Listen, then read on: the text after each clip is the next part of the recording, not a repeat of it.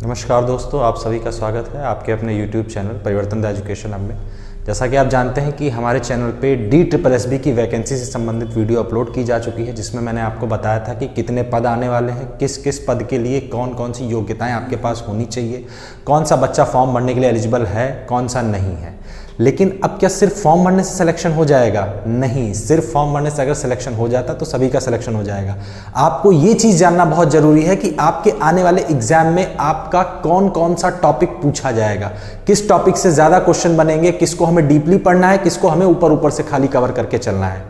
उस जानकारी को देने के लिए, पूरा डिटेल में आपको बताने के लिए कि आपकी इस DSSB की वैकेंसी में क्या क्या पूछा जाएगा, किस किस सेक्शन से कौन कौन से क्वेश्चन आएंगे, कितने क्वेश्चन आएंगे, उसका वीडियो आज हम लोग आपके सामने लेके आ रहे हैं। जैसे आप देख सकते हैं कि पीछे हमारे बोर्ड पे मैंने पूरा आपके सामने लिख रखा है। हर एक सेक्शन को हम लोग पॉइंट वाइज समझते हुए चलेंगे कि आपका कौन सा टॉपिक कितने नंबर का पूछा जाएगा। ठीक, आपको याद होगा पहली वीडियो मैंने आपको बताया था कि आपके एग्जाम में दो सेक्शन आएंगे, सेक्शन ए और सेक्शन बी। सेक्शन ए में आपको 100 क्वेश्चन मिलेंगे और उतने ही क्वेश्चन आपको आपके सेकंड पार्ट में मिलेंगे। लेकिन जो पहला पार्ट है उसमें जो 100 क्वेश्चन होंगे उसमें आपके 20 हिंदी के, 20 इंग्लिश के, 20 रीजनिंग के, 20 मैथ के और 20 जीके जीएस के मिलेंगे। जैसे आपका एसएससी का पेपर होता है सेम वही है, बस इसमें 20 क्वेश्चन आपके हिंदी के और ऐड हो जाते हैं। ठीक है, और जो आपका सेकंड पार्ट होता है यानी सेक्शन बी जिसमें 100 क्वेश्चन आते हैं, वो आपका आएगा आपकी वैकेंसी के अकॉर्डिंग। वैकेंसी के अकॉर्डिंग जैसे अगर आपने पीआरटी के लिए एलिजिबल है, आप पीआरटी के लिए अप्लाई किया है तो आपका आएगा पेडागोजी का सेक्शन।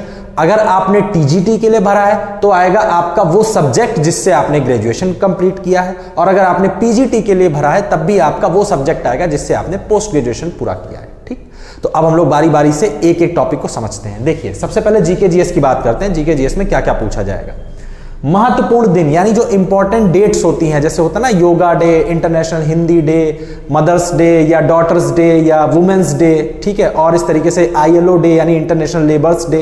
तो इस तरीके से कई सारे जो इंपॉर्टेंट डेज हैं वो आपको यहाँ पे याद रखने हैं। इतिहास भूगोल आपका नॉर्मल जो आप पढ़ते आ रहे हैं, ठीक है। हिस्ट्री में आपकी वही 3 हिस्ट्री आएंगी, एंशिएंट हिस्ट्री, मिडिवल हिस्ट्री और मॉडर्न हिस्ट्री। ध्यान रखिएगा, आप एंशिएंट हिस्ट्री पे बहुत ज्यादा फोकस करने की जरूरत नहीं है, क्योंकि जो क्वेश्चन उठाता है एंशिएंट तो बेटा बहुत पुराना हो गया ना, लेकिन अब क्योंकि हमारी हिस्ट्री है तो उसको हम लोग छोड़ नहीं सकते हैं, तो इसीलिए एंशिएंट को आपको बहुत डिटेल में पढ़ने की जरूरत नहीं है। मेन फोकस आपको करना है मिडिवल पे, और सबसे ज्यादा जो फोकस करना है वो आपको करना है मॉडर्न पे। क्यों? क्योंकि आप देख सकते हैं मैंने यहां पे अभी एक टॉपिक लिखा है, ये देखिए आंदोलन। जो आंदोलन है ये आपका हिस्ट्री का ही पार्ट है, क्योंकि मॉडर्न हिस्ट्री में ही आंदोलन सबसे ज्यादा करे गए थे, और आंदोलनों से क्वेश्चन बेटा बहुत कस के पूछा जाता है। ठीक है, तो हिस्ट्री, ज्योग्राफी आपकी वही अर्थ, सोलर सिस्टम, ये सब आपको पढ़ना है।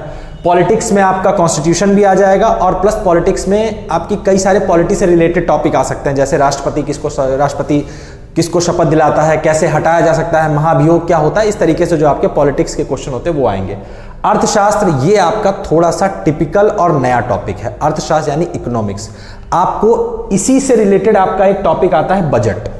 बजट आपको तभी क्लियर होगा जब आपको इकोनॉमिक्स अच्छे से क्लियर होगी। बजट आप एक तो रट्टा मार के याद कर सकते हो, लेकिन रट्टा मार के बेटा कितनी चीजें पढ़ोगे, तो इसीलिए इकोनॉमिक्स को आपको थोड़ा बहुत तो नॉलेज होना ही चाहिए। जैसे अगर 100% है तो 100% में एटलीस्ट आपको गिरी हुई हालत में 25 से 30% जो बेसिक चीजें हैं, जैसे कि जीडीपी क्या होता है, जीएसटी क्या होता है, ठीक है, ये सारी चीजों के बारे में आपको पढ़ना ही पड़ेगा, तभी आप बजट को अच्छे से समझ पाएंगे।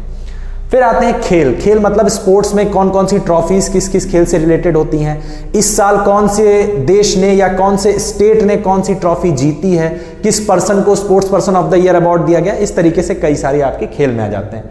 विज्ञान आपकी जनरल साइंस, उसमें फिजिक्स, केमिस्ट्री, बायो, तीनों चीजें आ जाती हैं, और बहुत ज्यादा डीप में जाने की जरूरत है नहीं। फिजिक्स भी आपको ऊपर ऊपर से पढ़नी है, केमिस्ट्री भी ऊपर से पढ़नी है, और बायो भी ऊपर से पढ़नी है। आप मान के चल सकते हैं कि 10th से ऊपर की साइंस नहीं पूछी जाएगी। कला और संस्कृति यानी आर्ट और एग्रीकल्चर, देख सकते हैं आप एसएससी के पेपर्स में इस समय आपका 10+2 में खूब कस के पूछा जा रहा है कि ये नृत्य कहाँ का है, या ये फलाने इंसान का नाम दे दिया जाता है एक, और वो इंसान किस कला से संबंधित है। तो ये आपका एक बहुत इंपॉर्टेंट पॉइंट ऑफ व्यू हो जाता है, जिससे आपको क्वेश्चन फंसना ही फंसना है, यानी कला और संस्कृति।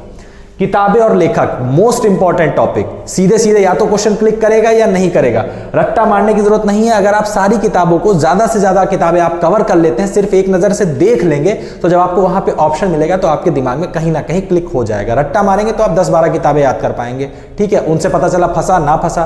तो इसीलिए कोशिश करिए ज्यादा से ज्यादा पढ़ने की, और डिटेल में नहीं पढ़ना है, ऊपर ऊपर से सबको एक बार अच्छे से देख लेना है। नेक्स्ट आता है हमारा आंदोलन, ये तो आपका वही हिस्ट्री वाला पार्ट हो गया। पुरस्कार, देखिए वही क्वेश्चन आ गया, ये आपका खेल से रिलेटेड भी है और फिल्म इंडस्ट्री वगैरह के पुरस्कार भी इसमें आ जाते हैं, प्लस नोबेल पुरस्कार भी आते हैं। जितने भी आपको अवार्ड्स दिए जाते हैं वो किस किस पर्सन को कौन कौन से अवार्ड दिए गए हैं, ठीक है, वो सारे अवार्ड आपके इसमें आ जाते हैं। नेक्स्ट आता है हमारा बजट। बजट आपका संबंधित है अर्थशास्त्र से। इस साल आपका बजट पेश हुआ है, उसको आपको डिटेल में पढ़ना है। 5 ईयर प्लान, पंचवर्षीय योजनाएं जरूर पढ़नी है, मोस्ट इंपॉर्टेंट है। कुछ पर्टिकुलर योजनाएं हैं पंचवर्षीय, 4 या 5 हैं जो आपसे बेसिकली पूछी जाती हैं। वैसे तो बहुत सारी हैं लेकिन आपको मुख्य रूप से 5 या 6 पढ़ के जानी है बस। करंट अफेयर्स आपको वही जिस डेट को आपका एग्जाम है, जिस मंथ को आपका एग्जाम है, उससे 1 महीना या 1.5 महीना पहले तक का करंट अफेयर्स आप पढ़ लेंगे तो आपका काम हो जाएगा। मुद्राएं, मुद्राएं का मतलब होता है करेंसी। यहां पे मुद्राएं वो एक्सप्रेशन वाला नहीं है, ये आपका करेंसी वाला है कि कौन से देश में कौन सी करेंसी चलती है, ठीक है, वो आपको पढ़ना है। राजधानियां नेशनल प्लस इंटरनेशनल। नेशनल मतलब जो आपके देश के अंदर स्टेट्स दिए गए हैं, 28 स्टेट्स हैं, उनकी कैपिटल्स भी आपको याद होनी चाहिए। और जो आपके अंतरराष्ट्रीय राजधानियां हैं, ठीक है, उनकी कैपिटल्स भी आपको, यानी जो कंट्रीज की कैपिटल है वो भी याद करनी है। संगठन, जैसे कि संगठन का मुख्यालय पूछा जा सकता है या स्थापना पूछी जा सकती है कि कौन से संगठन की स्थापना किस सन में हुई। देखिए DSSB है बेटा, दिल्ली में आपको नौकरी इतनी आसानी से तो नहीं मिलेगी, मेहनत तो करनी पड़ेगी, ठीक। नेक्स्ट आते हैं हम लोग हिंदी पे। देखिए हिंदी में क्या होता है, वचन और विलोम। वचन सिंपल सा वही एक वचन बहुवचन, ये एक सेक्शन आपका बहुत इजी है। वचन एक वचन बहुवचन आएगा, विलोम शब्द आपने पढ़े हुए हैं, जो आपने अभी तक एग्जाम में पढ़ते हुए आ रहे हैं, उन्हीं विलोम शब्दों को आपको पढ़ लेना है, वहीं से आएगा। नेक्स्ट समानार्थी शब्द, इन्हीं को हम लोग पर्यायवाची शब्द कह सकते हैं, ठीक है। पर्यायवाची शब्द आपके वही आएंगे जो अभी तक एग्जाम में आते रहे। मुहावरे, लोकोक्ति, त्रुटियां। त्रुटियां का मतलब होता है सेंटेंस को गलत करके दे देगा, 4 ऑप्शन देगा, आपको सही वाला ऑप्शन पहचानना होगा। रिक्त स्थान, रिक्त स्थान में आपको हो सकता है समुच्चय बोधक शब्द भरने को दे दे या संबंध बोधक, यानी इंग्लिश में अगर हम कहें तो रिक्त स्थान में हो सकता है प्रीपोजिशन भरने को दे दे या कंजंक्शन भरने को दे दे, हिंदी वाले। व्याकरण, व्याकरण में बहुत सारी चीजें आ जाती है। अब देखिए लास्ट में ये व्याकरण लिख दिया यानी सारा किस्सा खत्म। संज्ञा, सर्वनाम, संधि, समास, अलंकार, रस, छंद, एक बार देख के जरूर जाइएगा, ठीक है। उसके अलावा अभी हम लोग जो DSSB के पुराने पेपर्स हो चुके हैं उनका एनालिसिस भी आपके लिए लेके आएंगे, ताकि आपको ये आसानी हो जानने में कि आपको संधि से कितना डिटेल में पढ़ना है या समास से कितना डिटेल में पढ़ना है। अब पता चला संधि समास से 1 क्वेश्चन आ रहा है और संज्ञा सर्वनाम से 4 क्वेश्चन आ रहे हैं, तो बेटा इसको सिर्फ एक बार देख लो, इसको पढ़ लो। तो इस चीज का पता हमको कैसे चलेगा, जब हम आपके सामने प्रीवियस ईयर का पेपर लेके आएंगे पूरा का पूरा, ठीक है। नेक्स्ट हम लोग बात करते हैं मैथ्स की। मैथ्स में देखो बेटा, सबसे पहले आता है भिन्न। भिन्न मतलब आपका फ्रैक्शन, ठीक है। फ्रैक्शन के बाद फिर समय, दूरी, टाइम डिस्टेंस, लाभ, हानि, छूट, ये दोनों लगभग एक दूसरे से कोरिलेट करते हैं। प्रतिशत आएगा, कार्य समय आएगा, दशमलव आएगा, ब्याज में आपका सिंपल इंटरेस्ट और कंपाउंड इंटरेस्ट, यानी कि साधारण ब्याज और चक्रवृद्धि ब्याज दोनों आ जाएंगे। संख्या पद्धति, नंबर सिस्टम, आपके चैनल पे वीडियो पड़ी हुई है, आप देख के समझ सकते हैं। सरलीकरण यानी कि सिंप्लीफिकेशन, बॉड मास रूल लगा के कैसे आप एक लंबी चौड़ी इक्वेशन को सॉल्व करके एक पर्टिकुलर आंसर निकाल सकते हैं। LCM, HCF, most important topic, और इस टॉपिक को इतना अच्छे से हमारे विजय सर ने पढ़ाया है कि बेटा आप अगर वीडियो देख लेंगे तो आपके लिए यह टॉपिक ऐसे करके सॉल्व हो जाएगा। अनुपात, समानुपात, इसकी वीडियो भी आपके चैनल पे पड़ी हुई है। अब हम लोग बात करते हैं रीजनिंग। रीजनिंग में देखिए बेटा, सबसे पहले नंबर सीरीज। नंबर सीरीज में क्या होता है, आपको एक पर्टिकुलर पैटर्न पे नंबर दे देगा और एक मिसिंग नंबर दे देगा, वो आपको ज्ञात करना होगा। ऑब्जर्वेशन, ऑब्जर्वेशन में कई सारे आ जाते हैं। ऑब्जर्वेशन में मतलब होता है कि 4 पैटर्न, मतलब 4 आपको चीजें दी गई हैं, वो एक पैटर्न फॉलो कर रही है, लेकिन 5वीं चीज वो ढूंढनी है जो वो पैटर्न फॉलो नहीं कर रही है। विषमता जिसको कह सकते हैं हम लोग। एक क्वेश्चन आता है विच वन इज ऑड, यानी कि इनमें से कौन एक विषम है।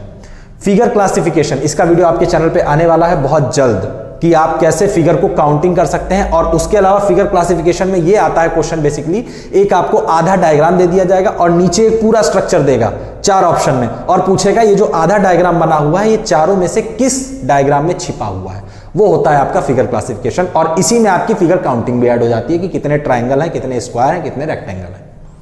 ब्लड रिलेशन क्वेश्चन बहुत इंपॉर्टेंट है, चाचा, चाची, मामा, ताऊ, ताई, इस तरीके से क्वेश्चन आपका बनेगा। एनालॉजीज का मतलब होता है वही सेम विषमता आपको ढूंढने को दी जाएगी, 4 चीजें एक पैटर्न फॉलो कर रही होंगी, 5वीं नहीं फॉलो कर रही होगी। या फिर इस तरीके से होता है जैसे दर्जी का संबंध कपड़े से है वैसे ही शिक्षक का संबंध किस चीज से होगा, इसको हम लोग सादृश्यता भी कहते हैं। कोडिंग डिकोडिंग, ठीक है, फलाने को ये लिखा जाता है तो इसको क्या लिखा जाएगा, यानी एक चीज को दूसरी चीज लिखी गई है और उसी पैटर्न पे तीसरी चीज को चौथी चीज लिखी है, तो उसी पैटर्न पे जो क्वेश्चन में वर्ड दिया गया उसको क्या लिखा जाएगा, ये होता है आपका कोडिंग डिकोडिंग।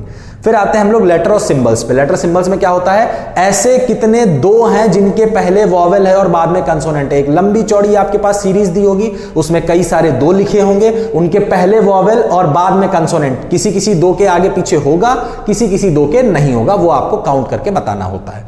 फिर आते हैं हम लोग नॉन वर्बल। नॉन वर्बल में हो जाता है जैसे आपका इमेज, यानी कि एक आपको डायग्राम बना के दे देगा और बोलेगा इसकी मिरर इमेज क्या होगी या इसकी वाटर इमेज क्या होगी। अब आपको दिमाग में सोचना होगा कि अगर ए इस साइड में बना है तो उधर साइड में कैसे बनेगा। या फिर आपका एक दूसरी चीज ये हो सकती है, नॉन वर्बल में आपका पेपर कटिंग फोल्डिंग भी आता है। पेपर कटिंग फोल्डिंग कैसे, एक कागज को इस तरीके से मोड़ा गया है और फिर इस तरीके से मोड़ा गया है। जब कागज को मोड़ने के बाद जब दोबारा से खोला जाएगा तो निम्नलिखित में से कौन सा ऑप्शन आपके सामने आएगा। ठीक, फिर आते हैं हम लोग सिलोगिज्म। सिलोगिज्म में क्या होता है, एक स्टेटमेंट देता है और उसका एक निष्कर्ष देता है। एक स्टेटमेंट इस निष्कर्ष देने के बाद क्या करेगा, आपका मेंटल एबिलिटी चेक करेगा कि आपके अकॉर्डिंग कितने स्टेटमेंट में कितने निष्कर्ष लग सकते हैं। यानी जो एक स्टेटमेंट दिया गया है उसके लिए क्या दोनों निष्कर्ष सही हैं या एक निष्कर्ष सही है या सिर्फ दूसरा या दोनों में से कोई नहीं। ये बेटा जो टॉपिक होता है ये आपका सीधे सीधे आपकी मेंटल सोच के ऊपर डिपेंड करता है कि आप कितना अच्छे से सोच सकते हैं, क्या आप उस क्वेश्चन को अच्छे से समझ पा रहे हैं या नहीं समझ पा रहे हैं। उसके लिए आपको स्टेटमेंट पढ़ना पड़ेगा। फिर आते हैं हम लोग वेन डायग्राम में। वेन डायग्राम आपका दो तरीके से पूछ सकता है, पहला तो कथन दे देगा 2-3 और उन पे बेस्ड 2-3 निष्कर्ष दे देगा, फिर वही पूछेगा पहला निष्कर्ष है, दूसरा, तीसरा क्या है, इस तरीके से। या फिर डायग्राम बना के दे देगा, उसमें आपके सेक्शन डिवाइड कर देगा कि ये शिक्षक का है, ये इंजीनियर का है और ये डॉक्टर का है। 3 सर्कल बना दिए, तीनों को इंटरसेक्ट कर दिया। अब पूछेगा कि ऐसे कितने शिक्षक हैं जो डॉक्टर हैं लेकिन इंजीनियर नहीं है। आपको उस डायग्राम में देख के नंबर को काउंट करना पड़ेगा। ठीक, ये आपका रीजनिंग हो गया। अब हम लोग आते हैं इंग्लिश पे। सबसे पहले आता है कंप्रीहेंशन। कंप्रीहेंशन में क्या होता है, आपको एक लंबा चौड़ा या छोटा पैसेज दे देगा। अगर लंबा पैसेज देगा तो बहुत इजी देगा, अगर छोटा पैसेज देगा तो थोड़ा सा दिमाग लगाने वाला देगा। उसी पैसेज पे बेस्ड आपको 4 से 5 क्वेश्चन दे दिए जाएंगे। आपको पैसेज को अच्छे से डिटेल में पढ़ना है और पढ़ने के बाद उन क्वेश्चन का अपने स्वविवेक से आंसर देना है। ठीक, हो सकता है डायरेक्ट आंसर फंस जाए या हो सकता है आपको अर्थ निकालने के बाद अपने दिमाग से देना पड़े। Verbs, tenses. वर्ब्स में आपका सिंपल सा होता है कि कौन कौन सी वर्ब कहां पे लगती है, ठीक है। या इसका ये जो बेटा आपका था ये बेसिकली आपका आता है स्पॉटिंग एरर में। स्पॉटिंग एरर मतलब एक सेंटेंस दे देगा, उसमें हो सकता है वर्ब आपकी गलत लगा दे और 4-5 ऑप्शन दे देगा, फिर पूछेगा कौन से पार्ट में गलती है भी, या लास्ट में एक ऑप्शन देता है नो एरर, यानी पूरा सेंटेंस आपका सही लिखा हुआ है। टेंसेज आपके वही 3 टेंस, प्रेजेंट, पास्ट, फ्यूचर, उनके 4-4 पार्ट, वही आपका क्वेश्चन बनेगा। सब्जेक्ट वर्ब एग्रीमेंट, इसकी वीडियो आपके चैनल पे पड़ी हुई है। सब्जेक्ट वर्ब एग्रीमेंट का मतलब होता है कि किस सब्जेक्ट के साथ कौन सी वर्ब लगनी चाहिए, यानी सिंगुलर सब्जेक्ट है तो सिंगुलर वर्ब लगनी चाहिए, प्लूरल सब्जेक्ट है तो प्लूरल वर्ब लगनी चाहिए। कुछ सब्जेक्ट ऐसे होते हैं जो देखने में सिंगुलर लगते हैं लेकिन वास्तव में प्लूरल होते हैं। तो इस तरीके से जो आपके रूल्स हैं, ये थोड़ा सा आपका टिपिकल टॉपिक है, हल्का सा ट्विस्टिंग वाला है। इसमें आपको 2-3 रूल ऐसे हैं जो दिमाग में थोड़ा सा याद करने पड़ जाते हैं, बाकी तो बेसिक रूल्स हैं। ठीक है, इसकी वीडियो आपके चैनल पे पड़ी हुई है और इसको मैं अभी और डिटेल में एक वीडियो और लेके आऊंगा आपके लिए इसका। ठीक है, articles, article A and the आपके 3 आर्टिकल होते हैं, उनका यूज पूछा जाएगा कि इसमें ए लगेगा या नहीं लगेगा, एन लगेगा या नहीं लगेगा, या इसमें कौन सा आर्टिकल लगेगा। या फिर आर्टिकल्स को स्पॉटिंग एरर में भी पूछ सकता है, कोई गलत आर्टिकल लगा देगा, आपसे पूछ देगा सेंटेंस सही है या गलत है। तीसरा होता है क्लोज टेस्ट। क्लोज टेस्ट में भी आपका आर्टिकल पूछा जा सकता है, यानी एक फिलअप दे देगा, उसमें पूछेगा कौन सा आर्टिकल आप फिल करेंगे। फिर आते हैं हम लोग वोकैब। वोकैब में बेटा वोकैबुलरी में आपकी हर चीज आ जाती है। OWS आ जाता है, यानी वन वर्ड सब्स्टिट्यूशन आ जाता है, एंटोनिम आ जाता है, सिनोनिम आ जाता है, ठीक है, इडियम फ्रेजेस आ जाते हैं। तो ये आपको पढ़ के जाने हैं, क्योंकि बेटा सारे सिनोनिम और सारे एंटोनिम आप नहीं याद कर सकते हैं। ये आपका पूरा लक के ऊपर होता है कि समझ में आएगा। अगर दिमाग में आपका पढ़ा हुआ आ गया तो आ गया, नहीं आया तो नहीं आया। इसमें आप लॉजिक नहीं लगा सकते हैं। हाँ, इसमें एक चीज काम कर जाती है, क्या कि अगर आपके क्वेश्चन की हिंदी आपको नहीं पता है लेकिन ऑप्शन जो 4 दिए गए हैं उनमें से आपको हिंदी पता है, तो भी आपका तुक्का सेट हो जाएगा, लेकिन उसके लिए आपको ज्यादा से ज्यादा इसको पढ़ना पड़ेगा। फिर आते हैं हम लोग parts of speech. Parts of speech में क्या होता है, जो आपका हिंदी में संज्ञा सर्वनाम होता है वही आपका इंग्लिश में पार्ट्स ऑफ स्पीच होता है। यानी कि पूछ देगा कि इसमें नाउन क्या है, इसमें प्रोनाउन क्या है, इसमें एडवर्ब क्या है, वर्ब क्या है, या कौन से टाइप का एडवर्ब है, इस तरीके से क्वेश्चंस। ठीक है, फिर आते हैं हम लोग स्पॉटिंग एरर। स्पॉटिंग एरर आपका इन सभी चीजों से मिलकर बनता है। किसी भी एक चीज में करेक्शन करके आपको सेंटेंस दे देगा और पूछेगा गलती बताओ। ग्रामर, ग्रामर में आपकी हर चीज आ जाती है। स्पॉटिंग एरर आ जाता है, पार्ट ऑफ स्पीच आ जाती है, DI आ जाता है। DI मतलब डाटा इंटरप्रिटेशन की बात नहीं कर रहा हूं, डायरेक्ट इनडायरेक्ट नरेशन की बात कर रहा हूं। एक्टिव पैसिव आ जाता है। ठीक है, लेकिन टेंशन लेने की बेटा कोई जरूरत नहीं है। आपका पूरा एक एक टॉपिक को बहुत डिटेल में हम कवर करेंगे और आपके सामने एक एक टॉपिक की वीडियो बिल्कुल सीरियस वाइज लेके आएंगे। नेक्स्ट हम लोग बात करते हैं, लास्ट हमारा जो होता है सेक्शन बी, जो मैं आपको वीडियो के स्टार्टिंग में बता चुका हूं कि जो पीआरटी वाले हैं उनके लिए पेडागोजी आएगी 100 क्वेश्चंस की, यानी 100 के 100 क्वेश्चंस आपके पेडागोजी पे होंगे। पेडागोजी किसकी होगी? सीडीपी की हो सकती है, हिंदी होगी, मैथ होगी, इंग्लिश होगी। इस तरीके से आपके बेसिक कॉमन सेंस के क्वेश्चंस वहां पे दिए रहे होंगे।